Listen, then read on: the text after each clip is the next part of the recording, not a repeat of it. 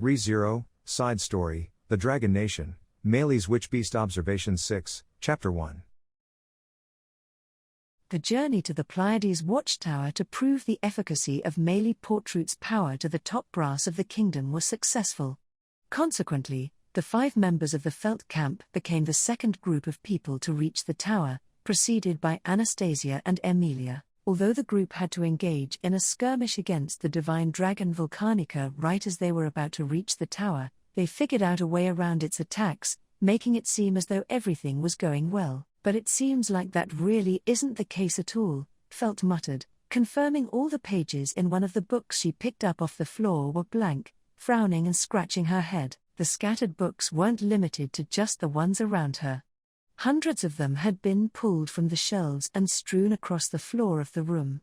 Since this wasn't the doing of the book-hating Felt, or anyone from her camp, only one logical conclusion could be drawn from this. I wonder if someone came here after Emilia and I left the Toir, pondered Meili. Whoever that is must have pretty bad manners, commented Felt as she called her knight's name. Reinhard. Yes, my lady, if I remember correctly, the Witch of Envy's shrine is around here, right? She asked in a slightly lowered voice. Reinhard's blue eyes shuddered at her question. I'll go check it out right away. Ezo, please look after Lady Felt. Of course, leave it to me, Ezo replied. You should be careful as well. According to literature, the witch's shrine is shrouded in miasma, a toxic environment that can easily destroy a man's psyche. I'll be fine. I have the divine protection of anti-malignants. With that, Reinhard swiftly left the great library of Pleiades, seen off by Felt's nod. Meili looked puzzled as she also watched him run out with great urgency. Miss Meili, the young master is suspecting the involvement of the witch cult, explained Flam. The young master always considers the worst-case scenario, added Grasses. The witch cult. I see, that makes sense, Meili said, seemingly convinced. She finally understood what Felt and the others were talking about in their short communication. There's a really good chance the person who snuck in here is someone from the witch cult who wants to release the Witch of Envy that's sealed in the shrine. The Pleiades watchtower was originally built to survey the shrine that seals the Witch of Envy in the far eastern land. Sand Time and the Sage were also part of an effort to prevent anyone from reaching it. As a result, these mechanisms successfully kept the members of the witch cult away. However, nothing was stopping them anymore. The only thing that bothers me is how quickly they were able to take action, Felt thought. But then again, this is the chance of a lifetime for the witch cult. Besides, they're a bunch of loonies who'll do anything. I wouldn't be surprised one bit if they had a member who watched the desert all day long just to check if the sandstorm ever dies down, albeit that thought creeps me out. I completely agree, Ezo said.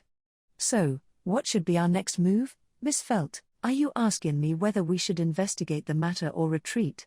Felt asked with her arms crossed. Yes. Ezo nodded. With an intruder likely in the tower, either one of the two options Felt suggested seemed like the natural courses of action they could take. Felt glanced at Meili as she considered her options. She wasn't looking for advice from her, but her eyes wandered towards the young girl as she considered her position in the bigger picture. As mentioned earlier, Meili had already proven her worth as soon as the party reached the tower. In other words, she no longer had any reason to stick around now that she had achieved her objective. But she also can't cross the desert alone. So, I guess she has no choice but to follow our lead. While Felt concluded her thoughts, Meili felt something on her head. Ms. Mini Crimson Scorpion? She said, calling on the mini crimson scorpion that had crawled out of her blue hair, clicking its pincers at something as if to intimidate an imminent threat. Wondering what it was being so aggressive for, Meili turned her attention towards where the scorpion was looking. There, she saw a white bird perched quietly atop a bookshelf.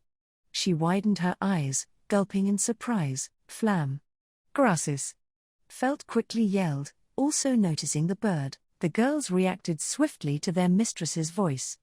As one of them made a foothold with her hands, the other kicked off of it, darting towards the bookshelf.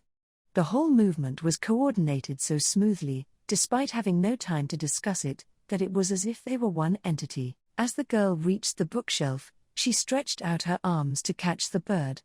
Right before she could, however, it spread its wings and flew away. The library was big, but was obviously less spacious than outside, so there weren't many places it could go. Despite this, it glided gracefully around the room after avoiding the girl. "It'll be a bit painful," Ezo said to the bird as it flew into a ball of water head first, causing it to drown in midair. It looked as though the inside of a bucket full of water was floating in the middle of the room.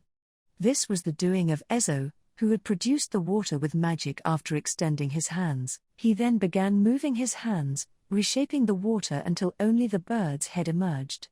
A cage made of water was completed. "You took the good part, Master Ezo," said Flam. "Credit-stealing mage," commented Grassis. "Stop whining. He wouldn't have been able to capture it if you two hadn't gotten it away from the bookshelf," Felt interjected. "Good job, Teach." "No, the true praise should be given to Miss Meili for noticing it in the first place," Ezo responded modestly. "I should have been more alert." "I'm sorry." Meili wasn't listening to Ezo. Her attention was focused on the bird. She was obviously surprised to find a bird in the library, but that wasn't all, and Felt picked up on it. "What's wrong, Meili?" asked Felt. "Do you recognize it? I saw them flying around the tower all the time," Meili said after a pause. "I also saw a few of them on the balcony. I remember Subaru being really creeped out by Theme. All the time, huh?" Felt muttered. "They looked like ordinary birds." In fact, Meili distinctly remembered her not being as creeped out as Subaru. However, she also had a feeling he must have had a good reason to be so. The captured bird made no movement or a single noise, as if it knew any resistance would be futile. "They are," Meili muttered without finishing her thought. The bird's dark eyes fixed on Meili, making her nervous. Its eyes were like a deep void, ready to draw all who stared into them into their depths. They reminded her of the feeling she had when she looked down the spiral staircase. "Ah," Meili whimpered, as a beam of light penetrated the head of the bird that was staring at her, causing it to explode right before her eyes. She needed some time to register what she had just witnessed. The beam had been fired by the mini crimson scorpion that was still on top of Meili's head. It had shot the bird with a beam that came out of the tip of its tail, just like how Shaola would. "Wah, Miss Meili. Why would you kill it?" Ezo cried, bemoaning her sudden tyrannical action. "It wasn't me," protested Meili. "Ms. Mini Crimson Scorpion did it without my permission." However, the Mini Crimson Scorpion started pulling her hair as she tried to explain herself. She didn't know what to make of its sudden insubordination, or could it be? "Is there something you want to tell me?" Meili asked, sensing that there was more to its actions than met the eye. Before she could figure out what that was, however, she suddenly heard Felt click her tongue. "Meili," Felt shouted. "You said you saw more of these birds, right? Where, huh? Where are the other birds?" Felt repeated, closing in on Meili and shaking her by the shoulders. "I have a bad feeling about this." Meili looked dumbfounded. She pointed at the hallway that connected to the staircase with Felt's desperate face inches away from hers. "Be beyond the wall that connects to the outside downstairs." Felt suddenly picked her up. "Give me directions," she demanded, as she started running. She rushed down the stairs at an unbelievable speed and arrived on the 4th floor. Ezo and her 2 retainers followed after her, but they were no match for her speed. "That way," Meili said. Felt ran like the wind in the direction Meili gave. They came to a wall that appeared to be a dead end, but upon closer look, they could see that there was a hallway hidden beyond the outer wall. Meili pointed at the wall. Felt followed her direction and found herself jumping outside, onto a balcony under a bright blue sky. There, they found a flock of the very same white birds. The two were speechless. There were about 100 of them, all completely silent. This sight alone gave Meili an eerie feeling, but what made it worse was how they all simultaneously turned their heads at the 2 of them as they stormed onto the balcony. Meili felt a chill run down her spine. "Don't let them get away," Felt yelled sharply. In the next moment, Felt dropped Meili to the floor. She then pulled out her 2 daggers, held them in a reverse grip, and lunged at the birds. She began swinging them, aiming at the birds' wings to stop them from flying away. However, She was utterly outnumbered, and the birds didn't stay still for long. They spread their wings, and all simultaneously flew away from the balcony. She couldn't stop all of them from flying away with only her 2 daggers. El Huma! Ezo chanted as he arrived at the scene, carried by Flam and Grassis. He quickly understood what Felt was intending to do and offered assistance with his magic. His magic froze the birds in midair, locking them each in pebbles of ice. However, he couldn't catch them all, only managing to get around half. Shit. I didn't want to resort to this, Felt yelled, gritting her teeth, sensing that they wouldn't be able to get them all. She sheathed her daggers and took out a black object. In the next instant, the divine dragon appeared in the sky above the balcony, causing a whirlwind around him. I am Volcanica.